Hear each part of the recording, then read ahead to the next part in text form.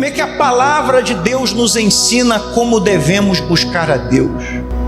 O Salmo 63 é um belíssimo salmo que nos ensina como devemos buscar a Deus. O título desse salmo justamente é esse: Buscando a Deus. Não sei se está assim um título aí na sua Bíblia. Na minha Bíblia está Buscando a Deus. Está na sua Bíblia também? Buscando a Deus. Como devemos buscar a Deus? Depois diz assim, Salmo de Davi. Então sabemos que o Salmo foi escrito por Davi. Aonde que Davi foi inspirado para escrever esse Salmo também está escrito aí. Quando no deserto de Judá. Olha aqui para mim. Veja que coisa. Os mais belos salmos que Davi escreveu, os mais espirituais, ele estava passando pelos momentos mais difíceis da sua vida. Uma hora ele estava sendo perseguido por Saul. Você sabe que a maior vitória de Davi não foi ter matado Golias, mas foi ter poupado a vida de Saul. Muitas vezes a maior vitória de Davi não foi ter cortado a cabeça de Golias, mas foi ter perdoado Saul. Uma hora Davi fugia para o deserto, fugindo de Saul. Outra hora ele teve que fugir para o deserto, fugindo do seu próprio filho, que usurpou o seu trono. E lá no deserto, atribulado, angustiado, amargurado, triste, solitário, o Espírito Santo, o Espírito de Deus inspirava ele para escrever esses salmos que vai durar por toda a era da humanidade. Nós aprendemos com isso que são nos momentos mais tristes e difíceis e dolorosos da nossa vida que nós temos as nossas maiores e melhores experiências com quem? Com Deus. E que também de momentos tristes nascem coisas belas. De momentos difíceis depois vem coisas felizes. Tem gente que uma empresa nasceu depois que ela foi demitida. Uma demissão é uma coisa boa ou uma coisa ruim? Ruim, mas depois, por causa daquela demissão, veio a coragem para a pessoa abrir um negócio.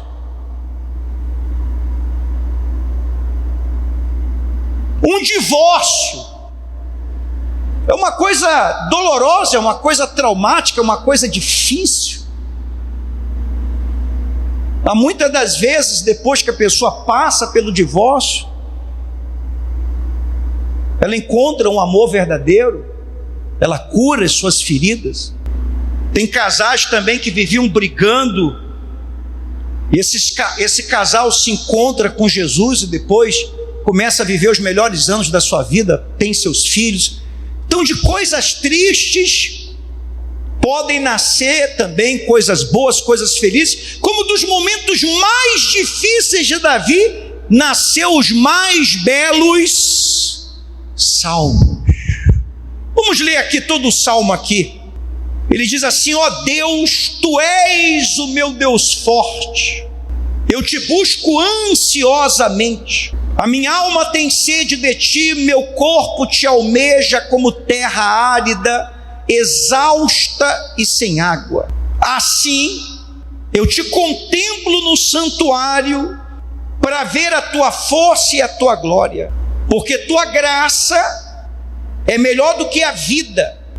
Os meus lábios te louvam.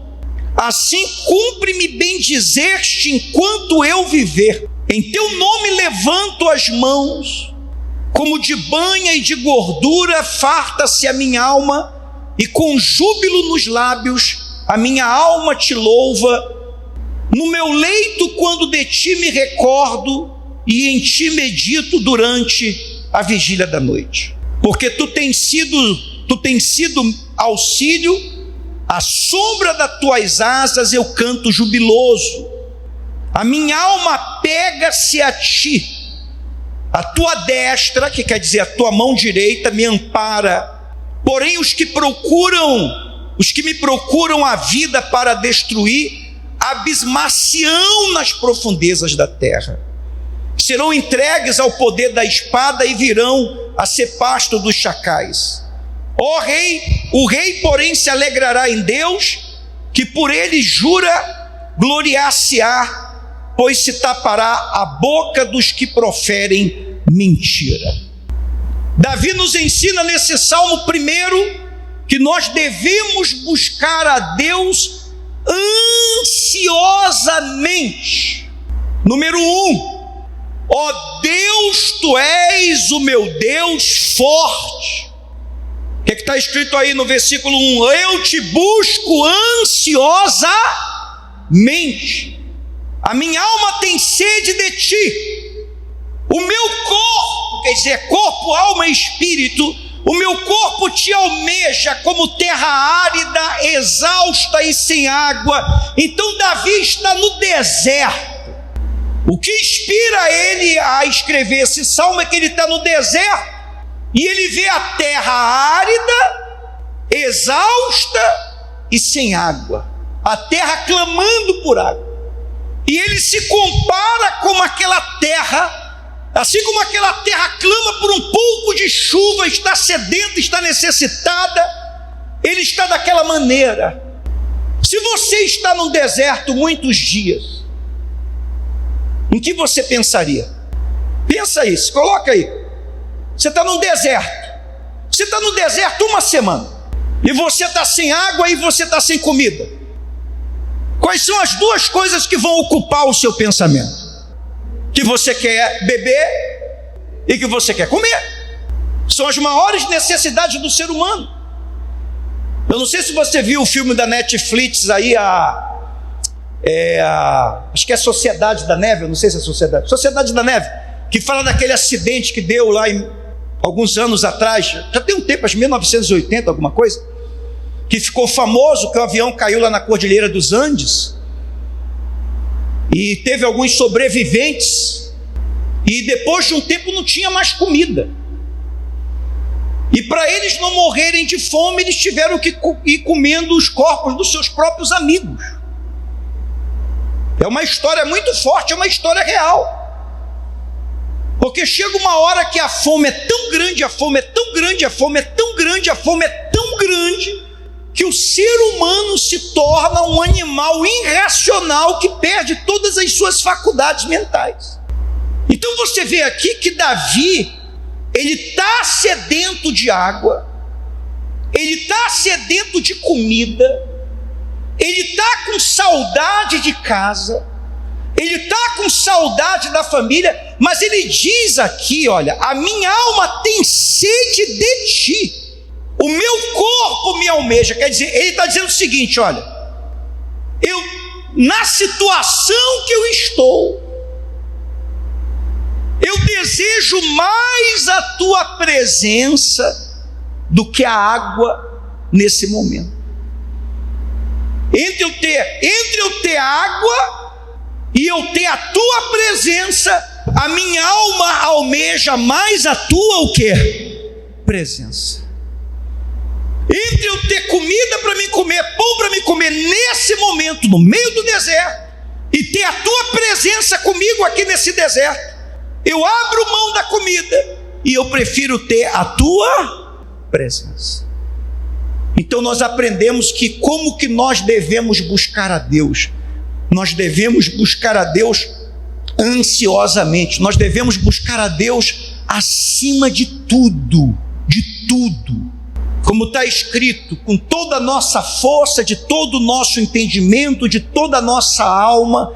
Disso depende a nossa vida.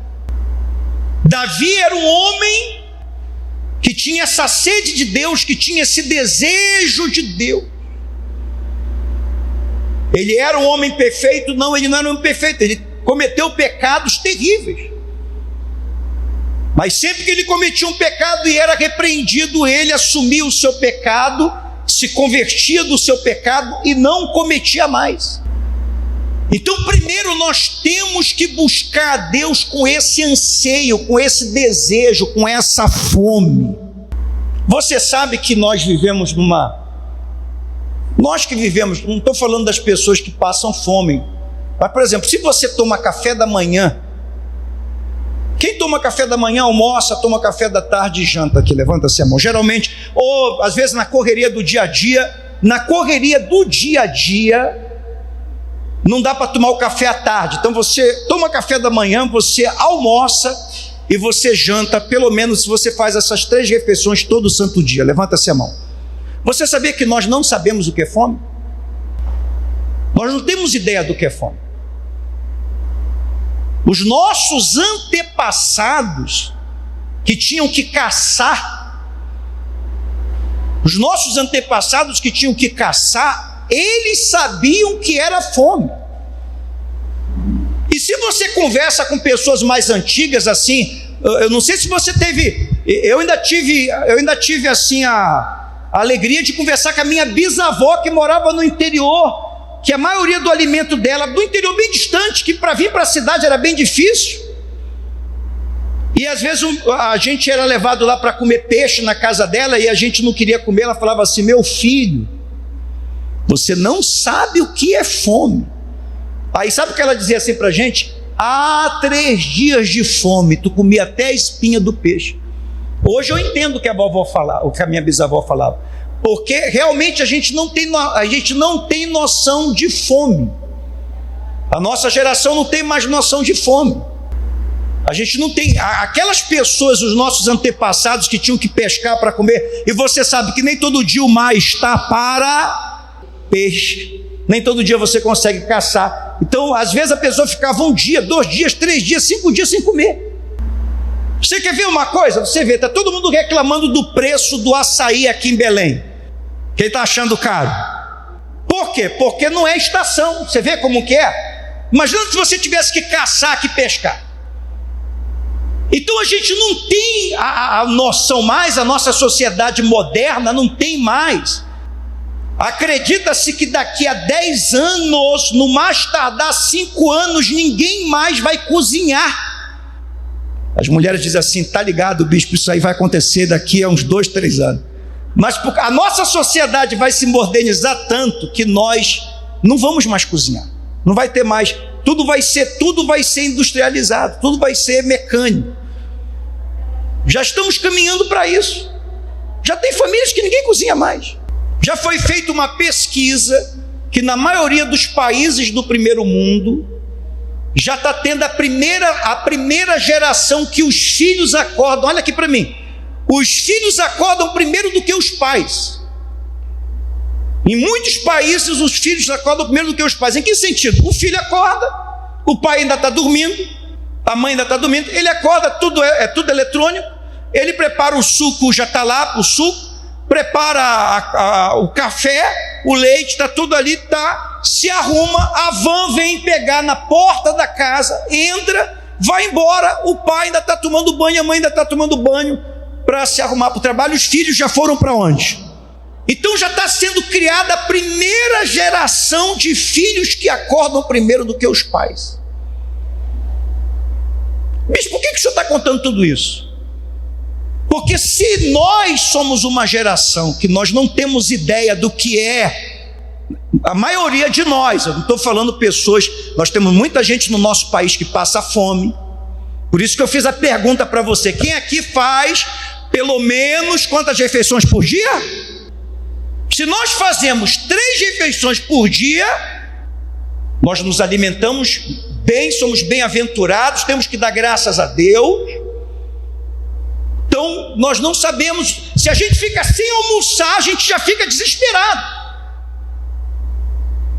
Se nós não sabemos o que é fome física, Muito dificilmente a pessoa tem noção do que é fome espiritual. Por que Davi está tão desesperado, está tão faminto espiritualmente?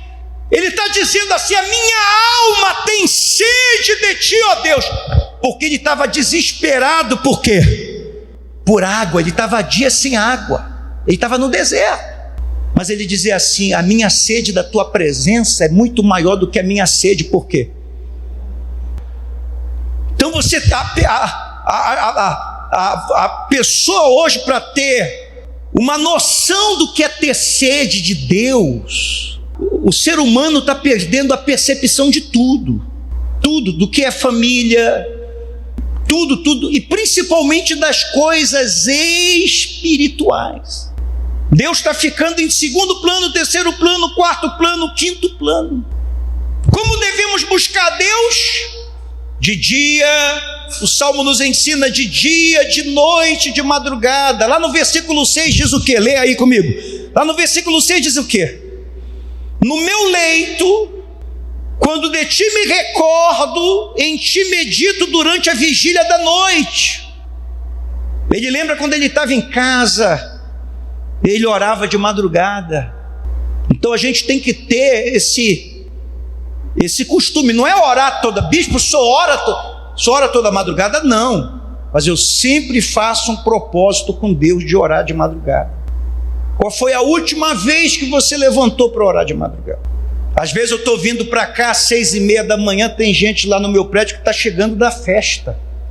Eu vejo meninas, meninos chegando lá no meu prédio descalço. A pessoa está andando na rua descalço. Quer dizer, a gente vê que a pessoa realmente se deu, ela aproveitou o máximo, e ela está muito satisfeita.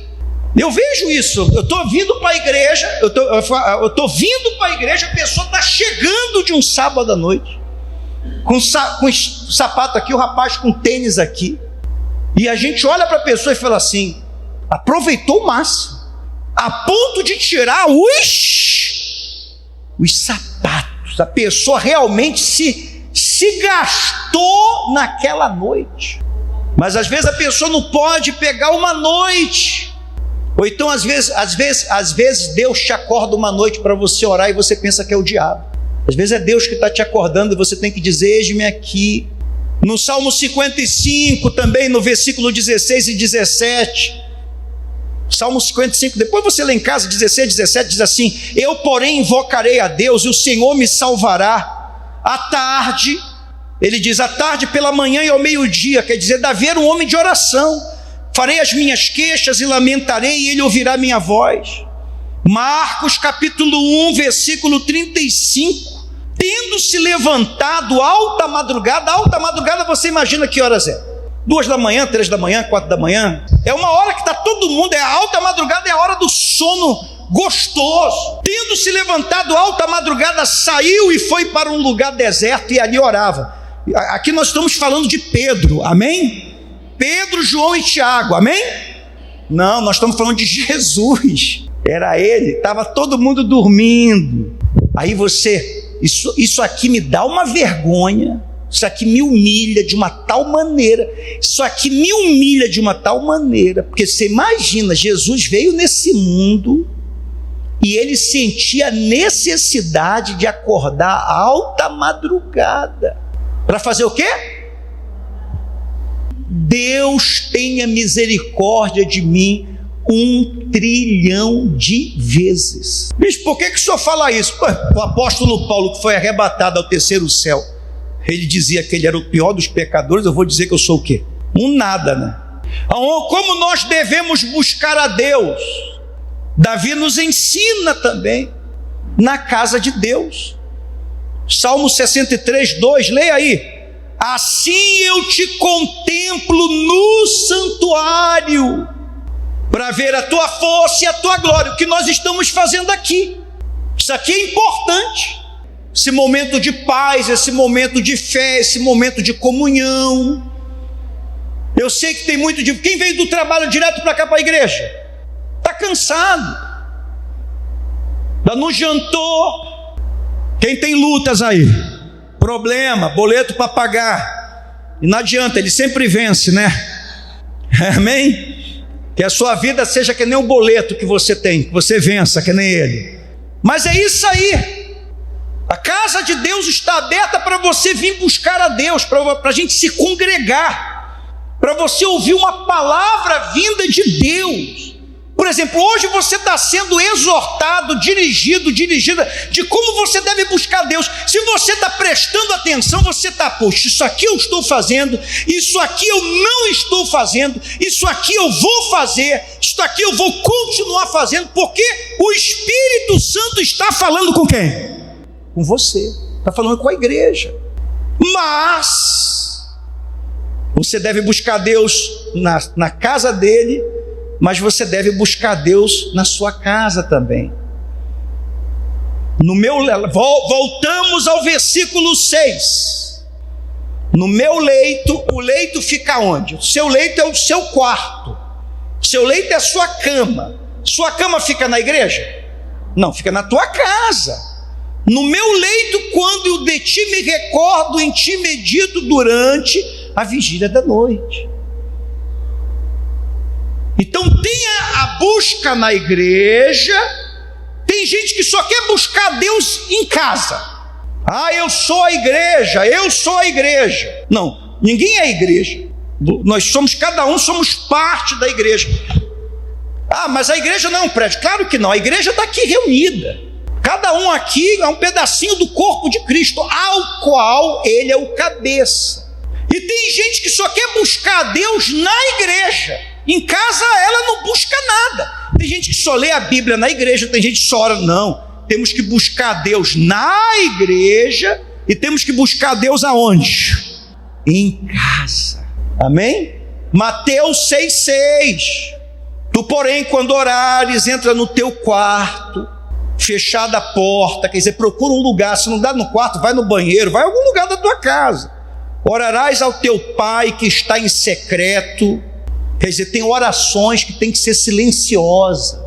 Tem orações que ela tem um volume. Por exemplo, aqui a gente ora fervorosamente, a gente ora, você ora num volume mais alto, mais forte, você está congregado. Em casa a oração é no volume mais baixo. No mundo físico ela está no volume mais baixo. No reino ela tem um volume poderoso. Amém? E o teu pai que está em secreto te recompensará.